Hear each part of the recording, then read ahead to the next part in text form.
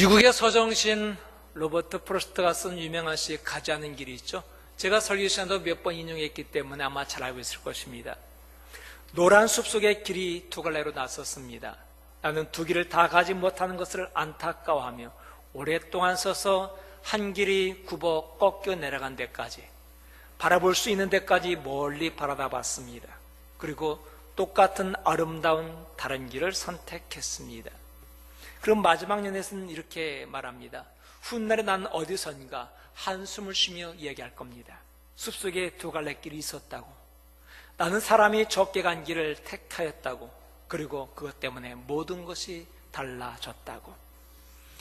이 시에서 시인은 자신의 선택 때문에 모든 것이 달라졌다고 말합니다. 우리는 참 궁금해요. 어떻게 달라졌을까? 좋게 달라졌을까? 안 좋게 달라졌을까? 참 궁금합니다만은, 그러나 시인은 그런 궁금증에 관심이 없습니다. 단지 그는 말합니다. 선택은 참 중요한 것이었다고. 그 결과 모든 것이 달라졌다고. 그러면서 넌지시 가지 않은 길은 어땠을까라는 호기심과 작은 미련을 남겨둬요. 제목 자체가 가지 않은 길이 그걸 암시하고 있기도 합니다. 우린 두 길을 동시에 갈 수 없습니다. 그래서 많은 사람들이 한 길을 걸으면서 이 길을 선택할 때 신중하게 선택하고 난 다음에도 어떤 때는 가끔씩 다른 길은 어땠을까? 라는 미련을 갖기도 합니다. 인생은 선택입니다. 어떤 사람들은 말합니다. 타고나는 것이라고 말입니다. 요즘 그렇죠. 금수저, 흙수저 이렇게 말하는 세상이 되고 말았고, 흙수저가 금수저가 될 수 없는 세상이 되고 말았습니다. 그래서 좋은 부모 만나야만이 멋진 인생, 행복한 인생을 살아갈 수 있다고 말하는데 정말 그럴까요? 우린 존 칼빈에 대해서 잘 알고 있습니다. 존 칼빈, 그는 기독교 역사에 굉장한 영향을 미쳤던 사람입니다. 그가 27살 때 썼던 기독교 강의라는 책은 이 불의 명작으로서 이 책 한 권으로 수많은 사람들이 행복한 삶을 살고 윤택한 삶을 살고 복된 삶을 살 수 있었습니다. 그런데 그 형은 달랐어요.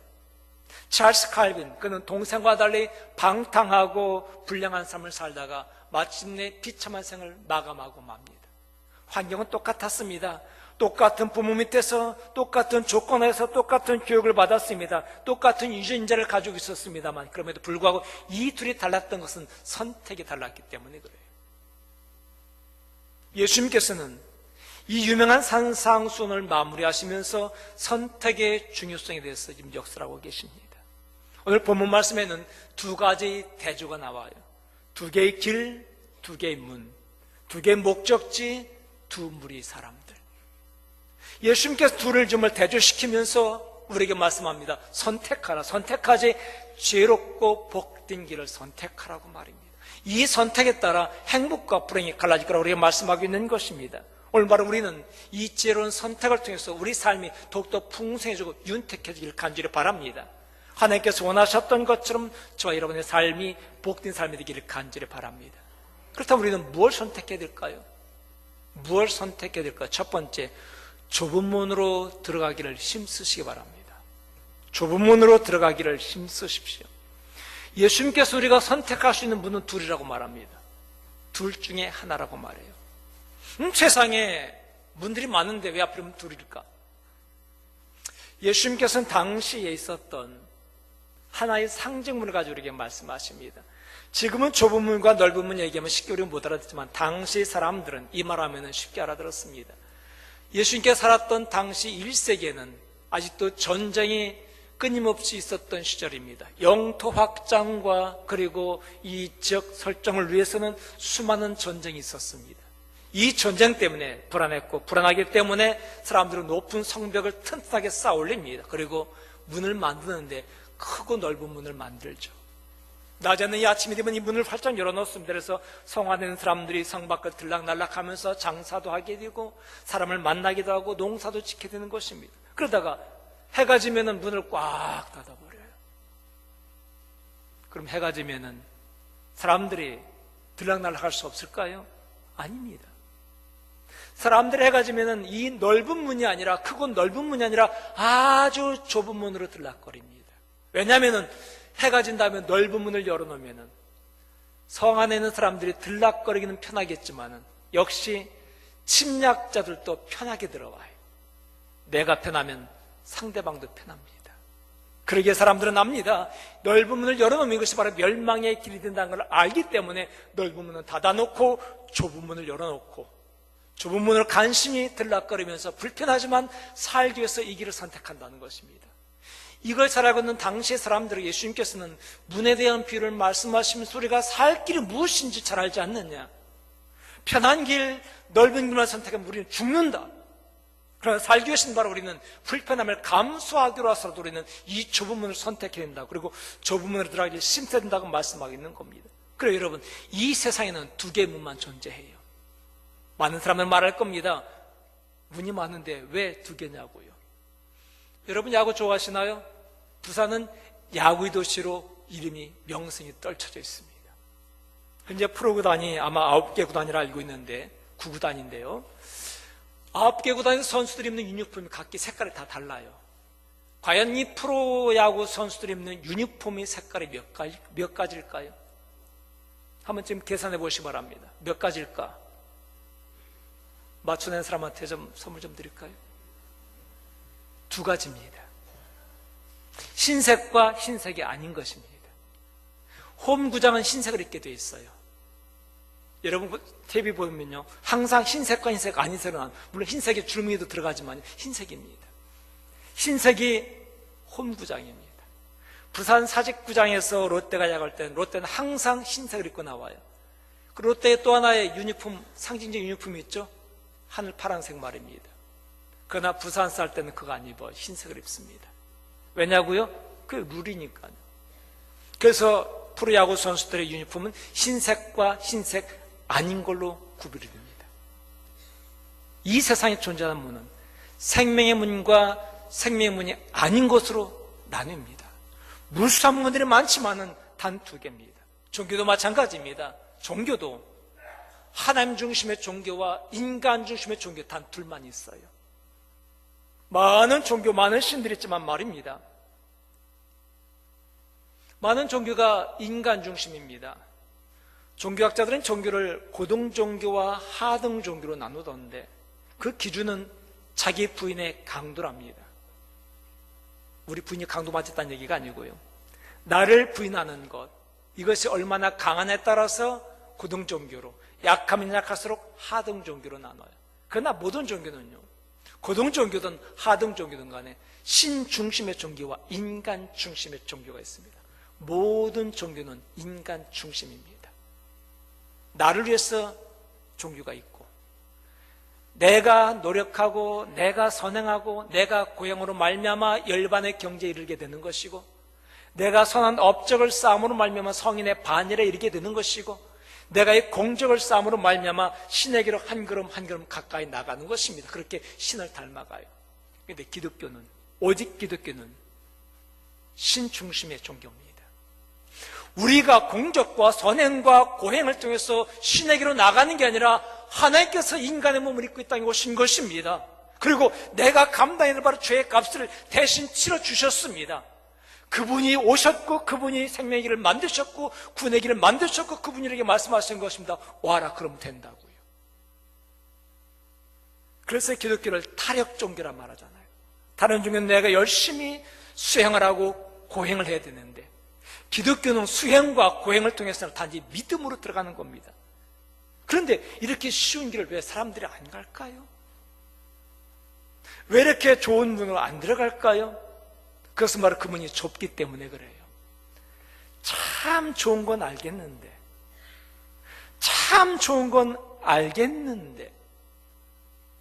내가 들어가기엔 너무나 좁아. 그래서 못 들어가는 것입니다.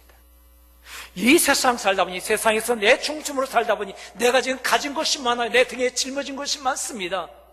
이 많은 걸 가지고 몸 하나 간신히 빠져난 그 좁은 문으로 들어갈 수가 없기 때문에 내가 가진 걸 포기하지 못함으로 말미암아 차라리 그 문을 포기하고 마는 거예요.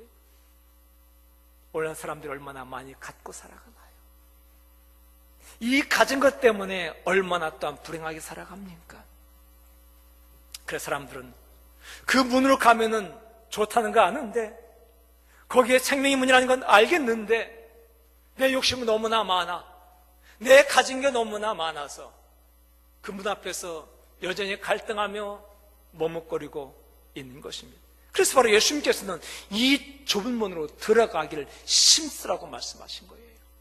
오늘 마태복음 7장에는 그런 말이 없습니다만 똑같은 병행 구절인 누가복음 13장 24절 보십시오. 좁은 문으로 들어가기를 힘쓰라. 내가 너에게 이르노니 들어가기를 구하여도 못하는 자가 많으리라. 좁은 문으로 들어가기를 힘쓰라는 얘기입니다. 여기서 힘쓴다는 단어 헬라어 아고니조마이는 번민한다, 싸운다는 뜻을 가지고 있습니다. 번민, 갈등, 고민, 고뇌. 여러분 이 좁은 문 생명의 길로 들어갈 때는요, 이 갈등과 고민과 나 자신과의 싸움 없이는 안 돼요. 내가 가지고 있는 욕심, 내가 가지고 있는 짐, 이 아까운 것 가지고 난 수없이 갈등하고 고민하면서 마침내 결단을 내려야만 들어갈 수 있는 것이 아닌 것입니다. 그냥 쉽게 들어가 볼까 하면 들어가지는 것이 아니라는 것입니다. 많은 사람들이 쉽게 찾아왔어요. 그리고 왔다가는 이게 아닌가벼? 라고 말하면서 돌아가는 이유가 바로 여기 있는 것입니다. 저와 여러분이 그랬잖아요. 우리가 말씀 듣고 난 다음에 문이 활짝 열려서 아멘하고 받아들였나요? 누군가 내게 와서 예수에 대해서 얘기할 때 우리는 콧방귀도 안 꼈었잖아요. 그런데 어느 날 갑자기 내 마음속에 그 말씀이 살아 역사하고 그 말씀이 믿어지기 시작하면서 그 문으로 들어간 것입니다. 그리고 들어가기 전에 모든 걸 내려놨었죠. 사랑하는 성도 여러분, 생명의 길로 들어가기 원하신다면 모든 걸 내려놓으십시오. 그거 없이는 안 됩니다. 그 때문에 갈등하고 나 자신과 싸워야 되는 것입니다. 이 싸움을 피하지 마십시오. 싸우세요. 자신과 싸우세요. 안 될 땐 주께 기도하 주님, 주님이 이길 수 있도록 날 좀 도와달라고 기도하시기 바랍니다. 그런데 말입니다. 하나님께서 만일 당신을 구원하시기로 작정하셨다면 당신은 모든 걸 내려놓을 겁니다. 내가 안 하면 주께서 하십니다. 어느 날 갑자기 내게 찾아온 불청객이 잘 나가던 사업을 흔들어 버릴 겁니다. 내가 이것 때문에 좁은 문으로 들어가지 못했는데 하나님께서 말로 우리가 좁은 문 생명문으로 들어가기 위해서 내가 붙들었던 사업을 흔들어 버리고 말 것입니다. 그리고 마침내 폭삭 주저앉았을 그때에 내가 즐겼던, 내가 기뻤던, 내가 잊었던 모든 친구들도 다 떠나고 술 친구들 다 떠나고 나 홀로 남았을 때 비로소 우리는 알게 돼요. 이게 인생이구나. 그래서 주님께서 의지하지 말라고 말씀하신 것이구나. 그때 납작 엎드릴 수 있습니다. 여러분 무거운 짐 지고 납작 엎드려 본 적 있어요? 절대 못합니다. 무거운 짐 지고 납작 엎드리면 폭삭 주저앉아요. 그래서 무거운 짐을 질수록 꼿꼿이 펴야 됩니다. 세상에 가진 게 많을수록 꼿꼿이 펴야 돼요. 그런데 그 문은 꼿꼿이 펴고는 못 들어가요.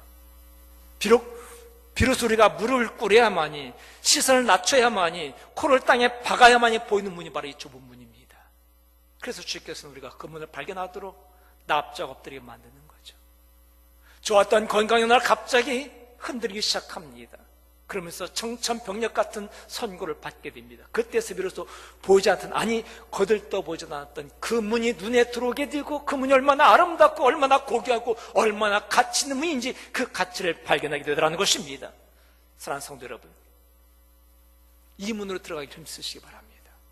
이 생명의 문, 이 영생의 문, 이 구원의 문, 이 살리는 문으로 들어가기를 힘쓰십시오. 아직 내 안에 많은 갈등들이 있을 것입니다. 여전히 자리에 나와 있지만은 여전히 설교 말씀이 들리지 않을 수도 있을 것입니다. 그 심정 이해합니다. 싸우십시오.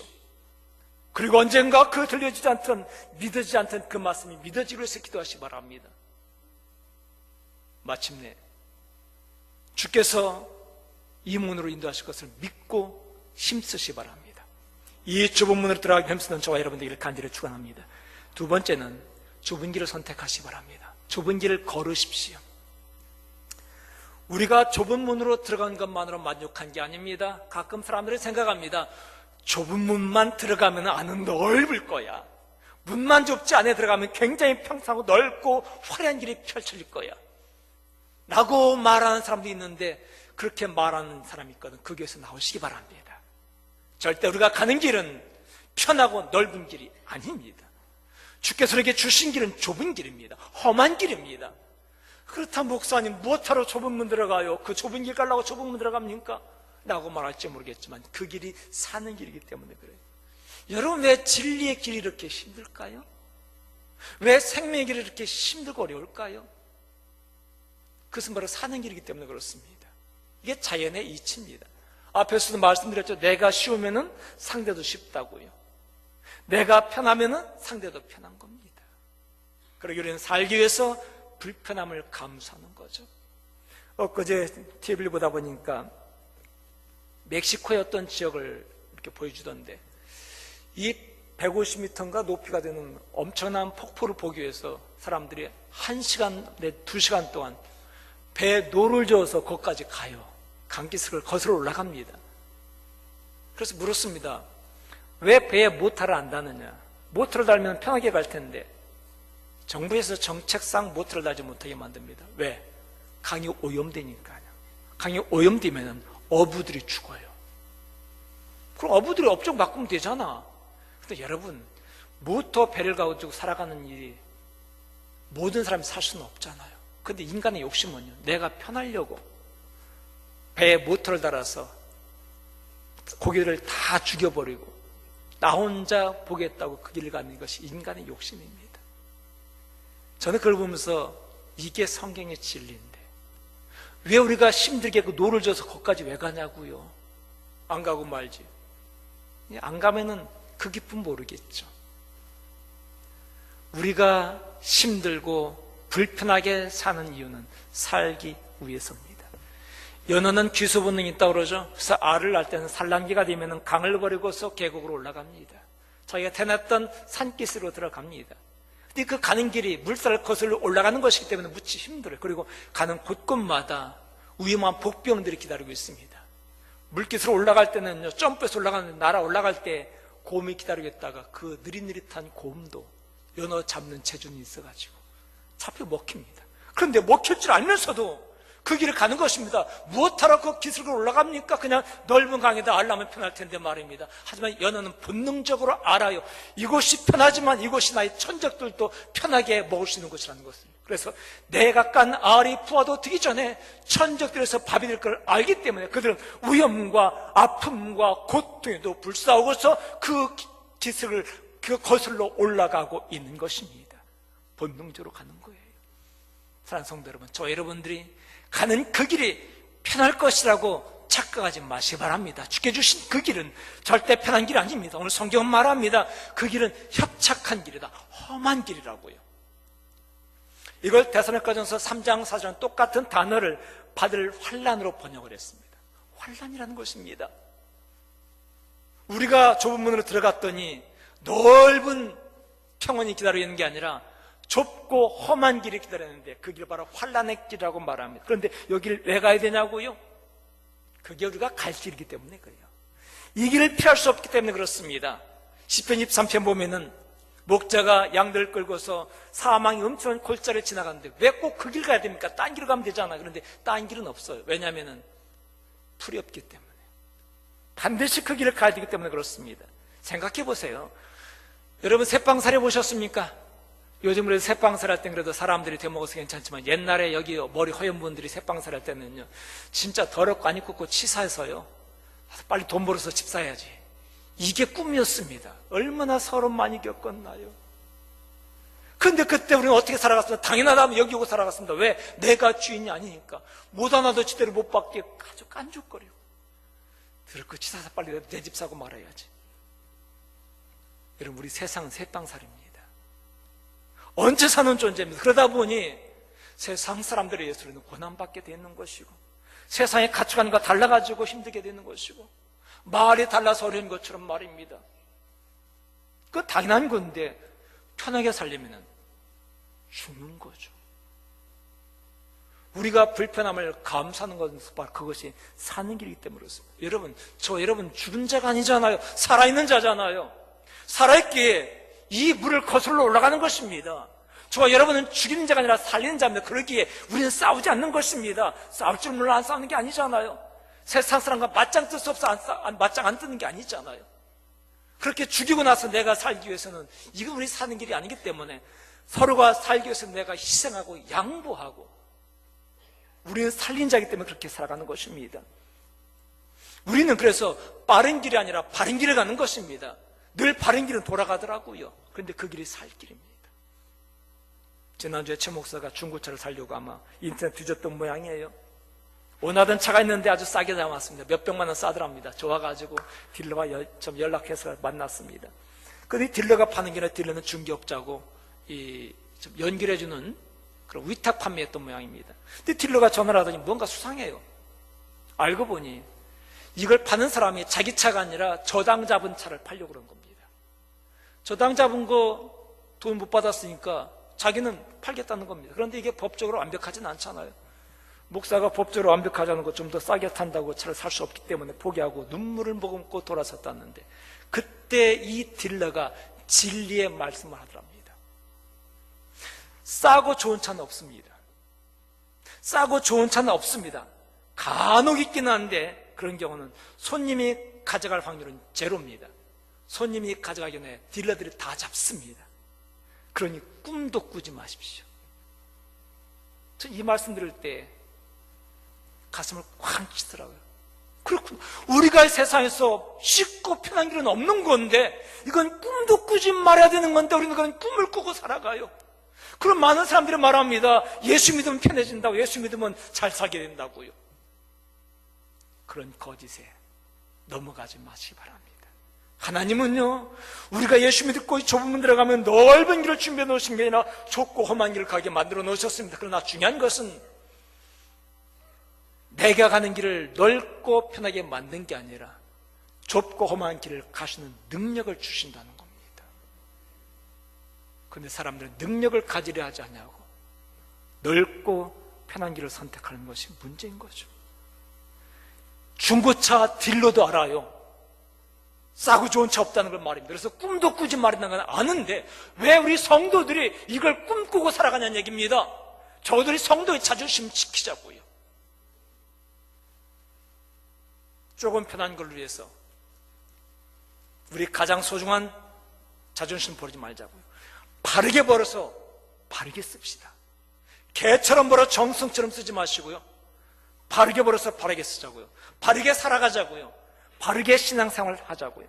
하나님께서 인정하지 않는 사람은 과감하게 포기할 수 있어야 됩니다. 이게 바로 성도의 자존심입니다. 우리가 길을 선택하는 기준은 얼마나 편하냐가 아닙니다. 하나님께서 기뻐하시느냐 아니냐, 가치가 있느냐 없느냐입니다. 하나님께서 기뻐하신 길 걸어가면 우리는 그분의 기쁨으로 충만해집니다. 더 큰 기쁨을 맛본 사람들은 작은 기쁨을 연연하지 않습니다. 하나님의 기쁨을 맛본 사람은 이 세상의 과자 부스러기에 연연하지 않고 집착하지 않는다는 것입니다. 하나님의 기쁨으로 무장하십시오. 그러면 이 세상에 던져주는 기쁨의 마음을 빼앗기지 않을 것입니다. 위런 버핏은 2006년에 370억 달러를 빌 게이츠 재단 자선단체에 기부했습니다. 그 돈이면은 자기 이름으로 재단을 10개를 만들고도 남아요. 그래서 기자가 물었습니다. 왜 당신 이름으로 재단을 만들지 않고 그것을 빌 게이츠 재단에 기부했느냐? 그때 그 한 말이 유명한 말입니다. 그것은 빌 게이츠 재단이 나보다 돈을 더 잘 쓰기 때문이다.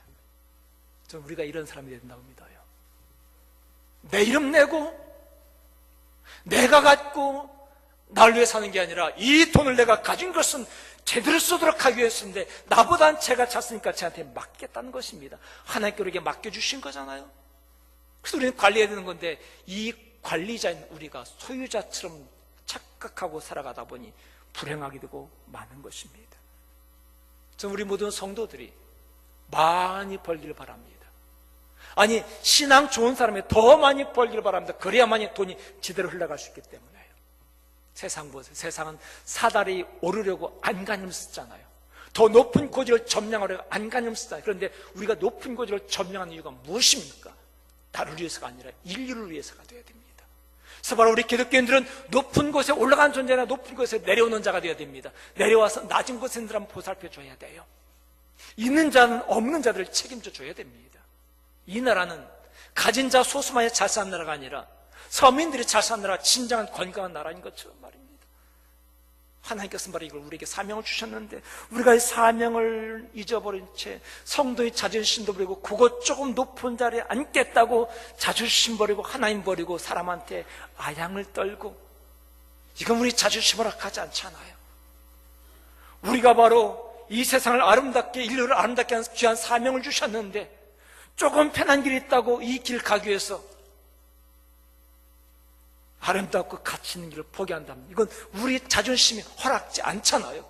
내가 편한 길 가기 원했다면 예수 믿지 않았을 것입니다.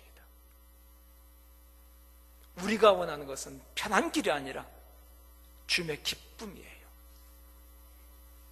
앞에서 말씀드린 것처럼 주님은 우리가 좁은 문으로 들어섰을 때에 넓고 편한 길은 허락하지 않으실 것입니다. 대신 좁고 험한 길을 가시는 능력과 재능을 주십니다. 근데 여러분 그거 아시잖아요. 좁고 험한 길 달리는 기분이 얼마나 묘미가 있는지. 우린 그 길 가면서 묘미를 느낍니다. 그리고 높은 곳을 뛰어넘으면서 또 다른 묘미를 느낍니다. 큰 기쁨을 누리는 거예요. 이건 편한 길 가는 사람들이 전혀 알 수 없는 기쁨. 가끔 피곤하다 보면 하나님께서 그늘을 마련해 주고 쉬게 하십니다.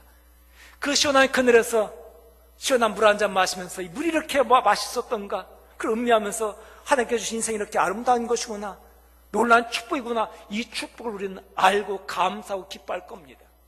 그리고 가다 보면요, 꿈도 꾸지 못했던 선물도 준비되어 있어요. 우린 그것 때문에 또 기뻐서 우리의 길을 가게 되는 것입니다. 사랑하는 성도 여러분, 저는 설교 서두에서 로버트 프로스트의 시를 인용했습니다. 가지 않은 그 길 말입니다. 내가 가지 않았던 그 길은 어떨까요? 많은 사람들이 궁금해하기도 하고 많은 사람들이 미련을 갖기도 합니다만 하나님의 사람들은 가지 않은 그 길에 대해서 미련 갖지 않습니다. 왜냐하면 결말을 알기 때문에 말입니다. 가끔 제 아내가 농담으로 그런 얘기해요. 나라는 인간과 결혼하지 않았더라면 어떻게 됐을까라고 말입니다. 당시에 제 아내는 잘 나가고 있었습니다. 당시에 잘 나가는 강남의 부자들이 청혼을 하던 때였거든요. 근데 무엇 잘난겠다고 그걸 다 거절했답니다. 그때 하나만 덥석 물어서 지금은 이렇게 안 살 텐데 말입니다. 근데 그걸 다 거절하고 나서 아무것도 없는 가난한 신학생한테 잡혔어요. 아니, 잡힌 게 아니라 자기가 선택한 거죠. 그리고 가끔 이렇게 말해요. 힘들 때, 어려울 때. 내가 그때 만일 나를 선택하지 않고 다른 사람 선택하지 않으면 어떡할까 하면서 하는 말이 결과는 뻔하지 뭐.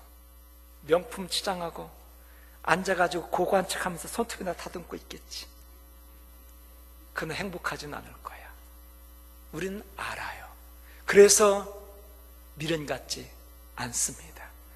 사랑하는 성도 여러분, 가자는 그 길에 대해서 미련 갖지 말기를 바라겠습니다. 뒤돌아보지 마시 바랍니다. 그리고 주님께 주신 그 길 그냥 걸어가십시오. 신앙은 등산과도 같다고 말할 수 있어요. 오르는 길이 힘들잖아요. 힘드는데 왜 가요? 거기에 기쁨이 있기 때문에 그래요. 그 기쁨을 알기 때문에 가는 것입니다. 올라보지 않은 사람은 절대 모릅니다. 우리는 그 기쁨을 알기 때문에 아직도 그 길 가는 것인데, 올라가다 보면 내려오는 사람을 만납니다. 내려오는 사람을 만나면 꼭 하는 질문이 있습니다. 100이면 100 똑같은 질문입니다. 뭐라고 물어보죠? 정상까지 얼마나 남았어요? 그러면 여러분, 내려오는 사람들은요 100이면 100 답이 똑같아요. 뭐라고 대답하죠? 다 왔어요. 조금만 가면 돼요. 이렇게 한결같이 답이 똑같습니까? 가다 보면요 진짜 5분이면 가는 데도 있지만 어떤 때는 1시간 가다 아직 정상이 안 나와요. 근데 왜 그렇게 말하냐고요?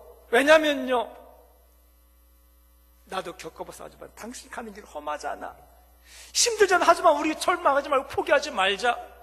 고지가 눈앞인데 포기할 수는 없다. 그러니 계속 가라. 우리에게 격려하기 위해서 주는 말이 아니던가요?